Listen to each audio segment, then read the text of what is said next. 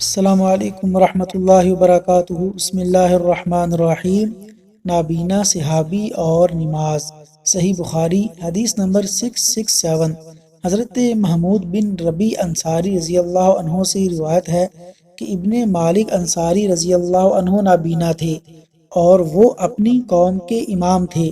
انہوں نے رسول اللہ صلی اللہ علیہ وسلم سے عرض کیا کہ یا رسول اللہ، اندھیری اور سیلاب کی راتیں ہوتی ہیں اور میں اندھا ہوں، اس لیے آپ میرے گھر میں کسی جگہ نماز پڑھ لیجئے تاکہ میں وہیں اپنی نماز کی جگہ بنا لوں۔ پھر رسول اللہ صلی اللہ علیہ وسلم ان کے گھر تشریف لائے اور پوچھا کہ تم کہاں نماز پڑھنا پسند کرو گے؟ انہوں نے گھر میں ایک جگہ بتلا دی اور رسول اللہ صلی اللہ علیہ وسلم نے وہاں نماز پڑھی۔